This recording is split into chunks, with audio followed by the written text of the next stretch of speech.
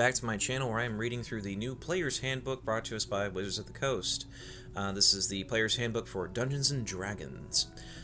Today, we are going to be going over the new Cleric subclass. As you can see, like with the rest of the classes, they've given us the core character traits up at the top. The primary ability for Clerics is Wisdom. They get a D8 for their hit point die. Their saving throw proficiencies are Wisdom and Charisma. And then your skill proficiencies, you can choose 2 from History, Insight, Medicine, Persuasion, or Religion.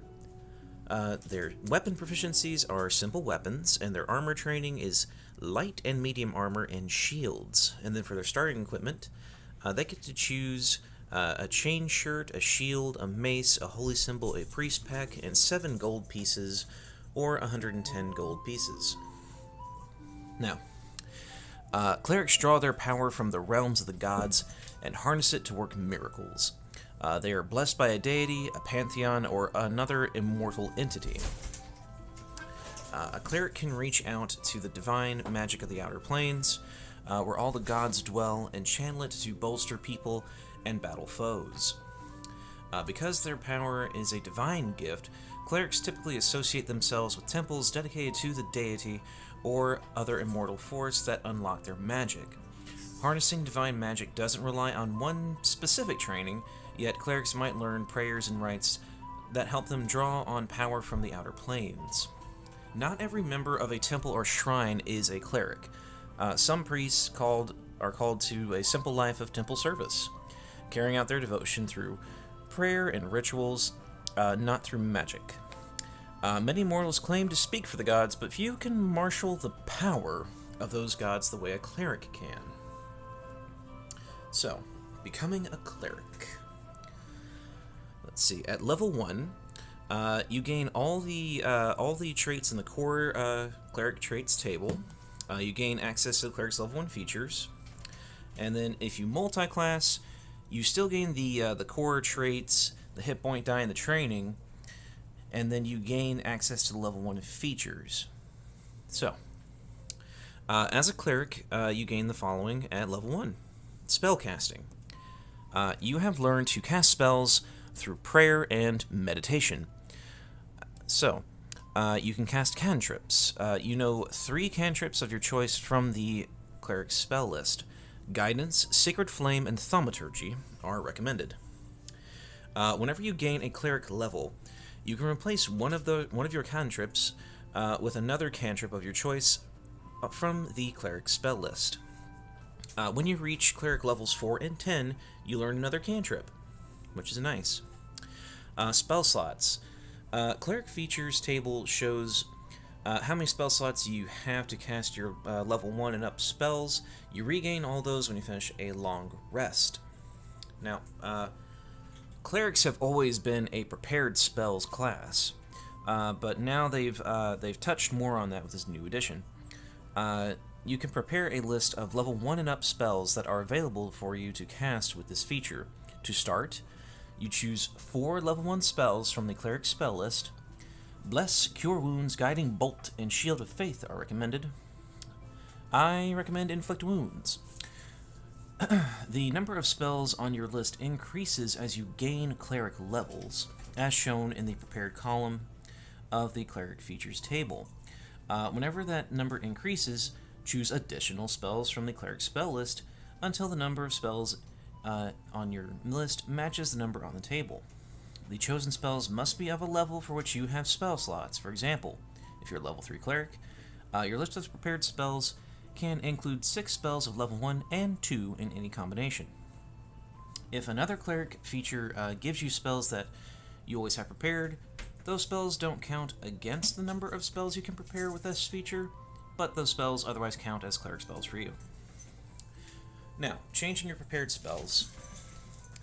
Whenever you finish a long rest, you can change your list of prepared spells, replacing any of the spells there with other cleric spells for which you have spell slots. Your spellcasting ability is your Wisdom for your cleric spells. Now, your spellcasting focus. You can use a holy symbol as a spellcasting focus for your cleric spells. This is usually an amulet or a crucifix, if you need a good example. Moving right along. Here is the whole table. So you have your proficiency bonus increases as you're leveling up and stuff like that. And then it also has your uses of Channel Divinity here. Now, let's see. Your prepared spells are going to increase by 4, 5, 6, and 7 as you go through levels 1 through 4. And then 9, 10, 11, and 12 as you go through levels 5 through 8. And then 14, 15, and 16 all the way up to level 12. And then you get 17, 18, 19, and 21 and 22 as you go from there. And then your spell slots increase as well, as shown over here in the table. So, at level 1, you have your Divine Order. You have dedicated yourself to one of the following sacred roles of your choice. You can choose to be a protector, trained for battle. You gain proficiency with martial weapons and training with heavy armor. And then there's Thaumaturge. You learn an extra cantrip from the Cleric spell list. In addition, your mystical connection to the divine gives you a bonus to your intelligence, arcana, or religion checks. The bonus equals your wisdom modifier to a minimum of +1. So, they're giving you the option now to either be that battle cleric or the spell casting focus cleric. Now, you also, at level 2, gain your Channel Divinity. You can channel divine energy directly from the outer planes to fuel magical effects. You start with 2 such effects, Divine Spark and Turn Undead, each of which is described below. Each time you use this class's Channel Divinity, choose which Channel Divinity effect from this class to create. You gain additional effect options at higher cleric levels. You can use this class's Channel Divinity twice. You regain one of its expended uses when you finish a short rest, and you regain all expended uses when you finish a long rest. You gain additional uses when you reach certain cleric levels, as shown in the Channel Divinity column of the Cleric Features table. So, that's a lot better than the previous edition's uses of Channel Divinity. It used to be it was a one-a-day thing until you reached a higher level, and you only got your extra effect from your spell or from your subclass. So that's a nice, interesting thing. Turn Undead is what the usual one is, so I'm interested in seeing what this Divine Spark is that they're talking about. Don't forget to drink some water, you guys, otherwise you'll dry out like I'm doing right now. Alright, so, if a Channel Divinity effect requires a saving throw, the DC equals the spell save DC from this class's spellcasting feature. So Divine Spark. As a magic action, you point your holy symbol at another creature you can see within 30 feet of yourself and focus divine energy at it. Roll 1d8 and add your wisdom modifier. You either restore hit points to the creature equal to the total, or force the creature to make a con saving throw. On a failed save, the creature takes necrotic or radiant damage, your choice, equal to that total. On a successful save, the creature takes half as much damage, rounded down. You roll an additional d8 when you reach higher levels. So levels 7, 13, and 18, you go from 2d8, 3d8, and 4d8. That's not bad, so they give you like an actual attacky thing. That's nice. Then you get Turn Undead. As a magic action, you present your holy symbol and censor undead creatures. Each undead of your choice within 30 feet of you must make a wisdom saving throw. If the creature fails its save, it has the frightened and incapacitated conditions for 1 minute. For that duration, it tries to move as far away from you as it can on its turns. This effect ends early on a creature if it takes any damage, if you have the incapacitated condition, or if you die. So, not bad, not bad. A little bit beefier than the last one. Last one only did frightened. So, like with most classes, they have in this one, at level 3 you get your Cleric subclass. So, at level 3 you gain the subclass of your choice.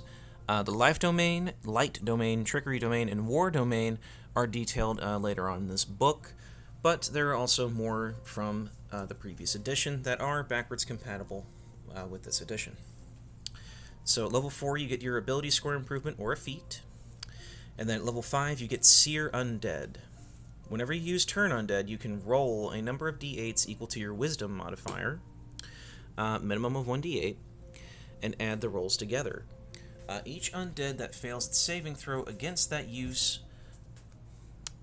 to turn undead takes radiant damage equal to the roll's total. This damage doesn't end the turn effect. Then at level 7 you get Blessed Strikes. Divine Power infuses you in battle. You gain one other option from a Cleric subclass in an older book. Hi, my cat is here and ruining my shots. Aren't you, buddy? Alright. Sorry about that. So, you gain one of the following options of your choice. If you get either option from a Cleric subclass in an older book, you use only the one option you choose from this feature. So, Divine Strike. Once on each of your turns, when you hit a creature with an attack roll using a weapon, you can cause the target to take an extra 1d8 necrotic or radiant damage. And then you have Potent Spellcasting. You get to add your Wisdom modifier to the damage you deal with any Cleric cantrip.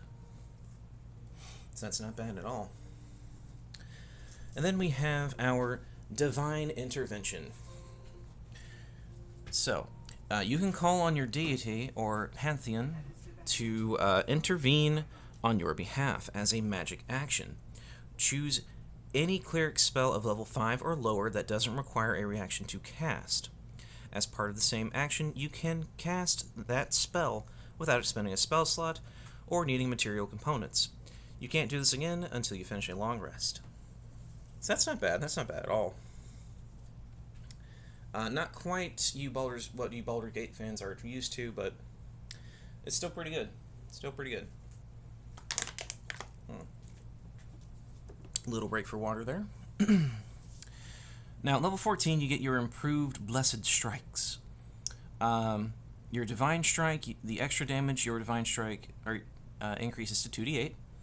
And then Potent Spellcasting. When you cast a Cleric cantrip and deal damage to a creature with it, you can give Vitality to yourself or another creature within 60 feet of yourself, granting a number of temporary... Hi. Hi. You just want to say hi to all the people out there, don't you?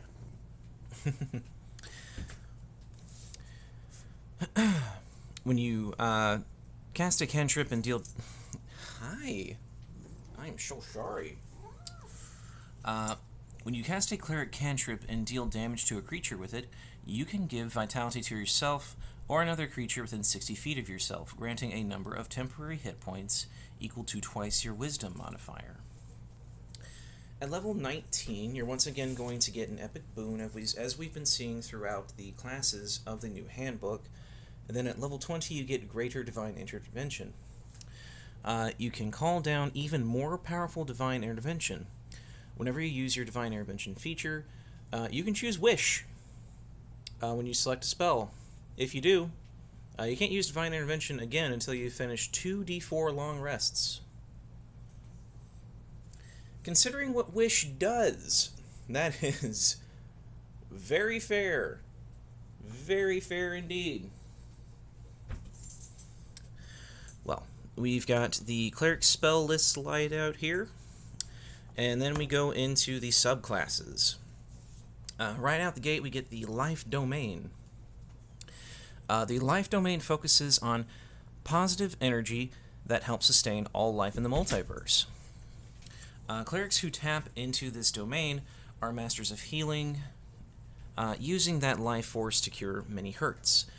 Existence itself relies on the positive energy associated with this domain, so a cleric of almost any religious tradition might choose it. This domain is particularly associated with agricultural deities, gods of healing or endurance, and gods of home and community. Religious orders of healing also seek the magic of this domain. At level 3, you become a Disciple of Life. When a spell you cast with a spell slot restores hit points to a creature, that creature regains additional hit points on the turn you cast the spell. The additional hit points equal 2 plus the spell slot's level.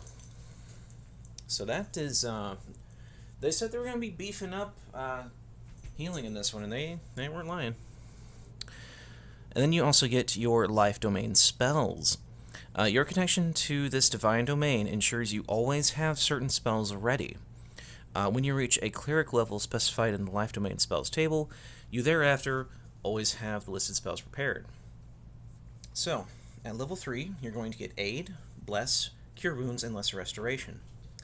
Level 5, Mass Healing Word and Revivify. Level 7, Aura of Life and Death Ward. And level 9, Greater Restoration and Mass Cure Wounds. Also at level 3, you get Preserve Life. As a magic action, you present your holy symbol and expend a use of your channel divinity to evoke healing energy that can restore a number of hit points equal to 5 times your cleric level. Choose bloodied creatures within 30 feet of yourself, which can include you, and divide those hit points among them. This feature can restore a creature to no more than half its hit point maximum. So that's not bad. That's not bad. Moving right along. At level 6, you get Blessed Healer. The healing spells you cast on others heal you as well. Immediately after you cast a spell with a spell slot that restores hit points to one or more creatures other than yourself, you regain hit points equal to 2 plus the spell slot's level. I like that because while clerics are always out to heal other people, no one's really out to heal the cleric. Anyway, at level 17, you get Supreme Healing. All those fantasy voices are spilling out of me right now. When you would normally roll one or more dice to restore hit points to a creature with a spell or channel divinity, don't roll those dice for healing. Instead, use the highest number possible for each die. For example, instead of restoring 2d6 hit points to a creature with a spell, you just immediately restore 12. Ooh, that's good. So much support in a fun little package. Well, next up is the Light Domain. Alright. The Light Domain emphasizes the divine power to bring about blazing fire and revelation. Clerics who wield this power are enlightened souls infused with radiance and the power of their deities' discerning vision, charged with chasing away lies and burning away the darkness. The Light Domain is associated with gods of truth, vigilance, beauty, insight, and renewal. Some of these gods are identified with the sun, or as charioteers who guide the sun across the sky. Well, you know who you're talking about. Others are sentinels who pierce deception. Some are deities of beauty and artistry, who teach that art is a vehicle for the soul's improvement. So, at level 3, you gain new spells. Let's see, at this one you're going to get Burning Hands, Fairy Fire, Scorching Ray, and Sea Invisibility. At level 5, you get Daylight and Fireball. Gonna make those wizards jealous. Let's see, at level 7, Arcane Eye, Wall of Fire, and at 9, Flaming Strike and Scrying. And then at level 3, you guys get access to Radiance of the Dawn. As a magic action, you can present your holy symbol and expend a use of your channel divinity to emit a flash of light in a 30-foot emanation originating from yourself. Any magical darkness, such as that created from the darkness spell, in that area is dispelled. Not bad, not bad. Additionally, each creature of your choice in that area must make a con saving throw, taking radiant damage equal to 2d10 plus your cleric level on a failed save, or half as much damage on a successful one. So you literally just go boom. It's not bad. Warding Flare. when a creature that you can see within 30 feet of yourself makes an attack roll, you can, as a reaction, impose disadvantage on the attack roll, causing light to flare before it hits or misses. You can use this feature a number of times equal to your wisdom modifier, a minimum of once. You regain all expended uses when you finish a long rest. Alright, alright. You know, not bad, not bad. We're cooking, we're cooking. Now, at level 6, you get improved warding flare. You regain all expended uses of your warding flare when you finish a short or long rest. In addition, whenever you use warding flare, you can give the target of the triggering attack a number of temporary hit points equal to 2d6 plus your wisdom modifier. And then you get Corona of Light. Interesting choice of word there.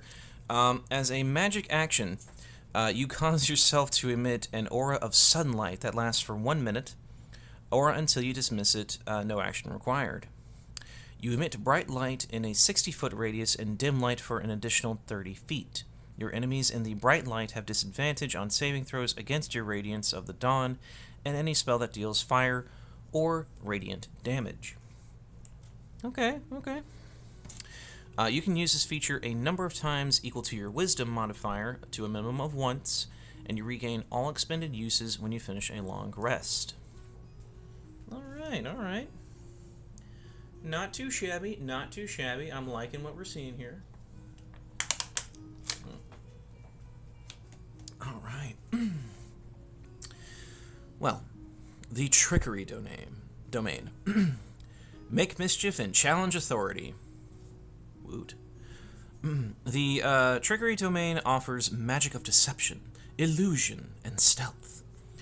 Clerics who wield this magic are a disruptive force in the world, puncturing pride, mocking tyrants, freeing captives, and flouting hollow traditions. They prefer subterfuge and pranks to direct confrontation. So if you've watched Critical Role Campaign 2, Jester. Gods of Trickery are mischief makers and instigators who stand as constant challenge to the accepted order among both gods and mortals. They embody the forces of change and social upheaval, and they're patrons of thieves, scoundrels, gamblers, rebels, and liberators. Religious orders that operate in secret, especially those that seek to undermine oppressive governments or hierarchies, also draw on power of the Trickery domain. At level 3, you get Blessing of the Trickster. As a magic action, you can choose yourself or a willing creature within 30 feet of yourself to have advantage on stealth checks.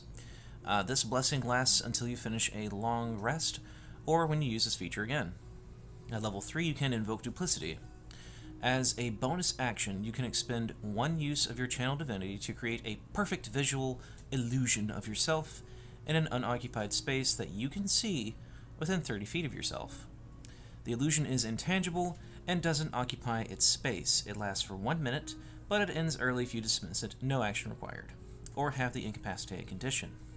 The illusion is animated and mimics your expressions. And as we flip to the other page, gestures. While it persists, you gain the following benefits. You can cast spells as though you're in the illusion space, but you must use your own senses.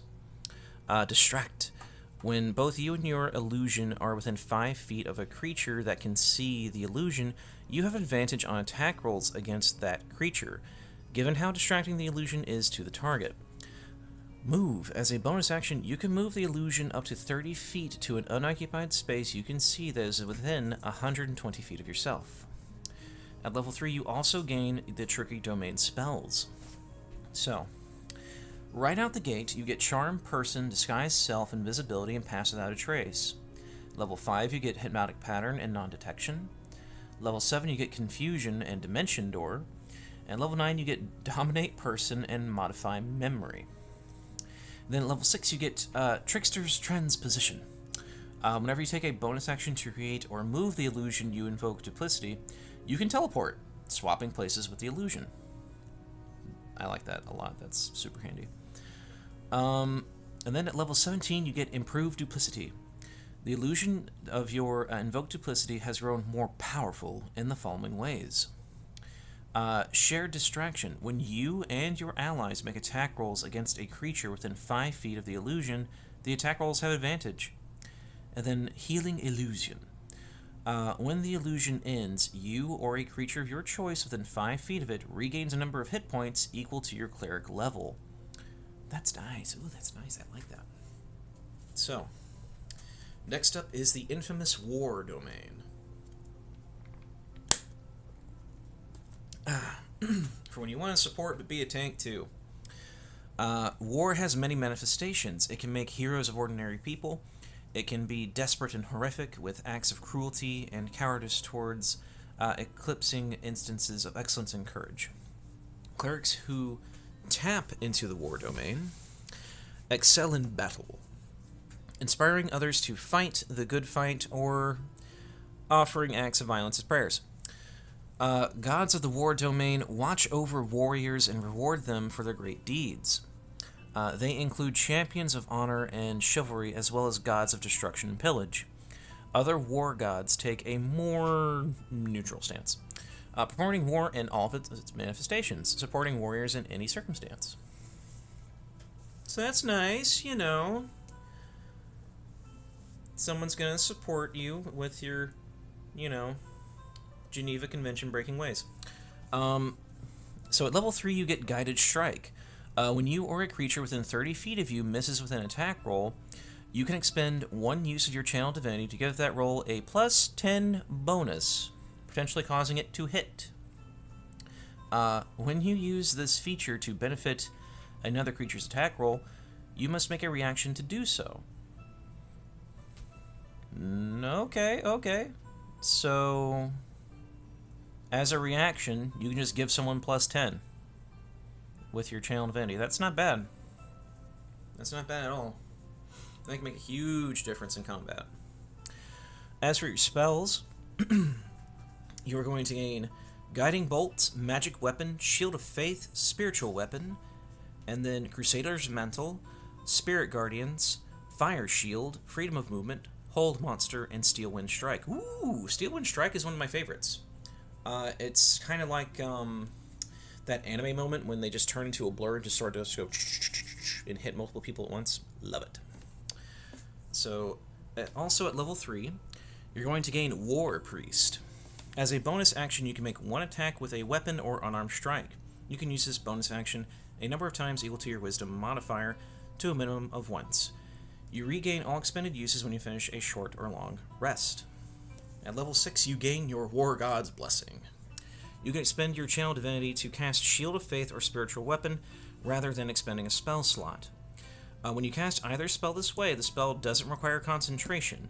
Instead, the spell lasts for 1 minute, but it ends early if you cast that spell again, have the incapacitated condition, or die. That's really nice. I like that a lot, because a lot of your cleric spells require concentration. So if you can do that, pop that off, and then do an actual concentration spell, very nice. Then at level 17, you become an Avatar of Battle. You gain resistance to bludgeoning, piercing, and slashing damage. Like our barbarian friends. That's nice. That is nice, and the artwork is amazing. So let's see.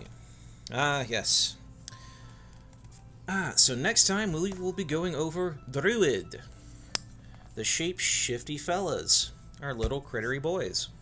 Well, I hope you have enjoyed the stream today. I hope you all have a great day, and I'll see you at the next one. Alright, bye now.